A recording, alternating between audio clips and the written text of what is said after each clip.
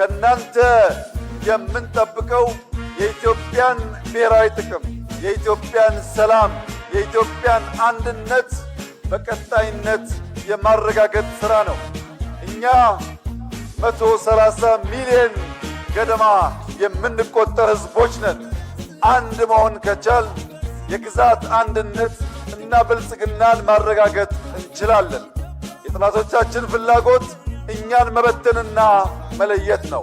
የእኛ ዓላማ መሆን ያለበት ብሔራዊ ፍላጎቶቻችንን አንጥረን ማወቅ፣ ሰላማችንን መጠበቅ፣ ተባብረን መትጋት፣ ከወንድም ጎረቤት ሕዝቦች ጋር በጋራ መስራት ሲሆን ከዚያ የሚያልፍ ነገር ደግሞ ካለ እንደ አባቶቻችን በአርበኝነት ስሜት የኢትዮጵያን አንድነትና ብሔራዊ ጥቅም ማስከበር የሁል ጊዜ ሥራችን መሆኑን እንድታስታውሱ አደራ ማለት እፈልጋለሁ።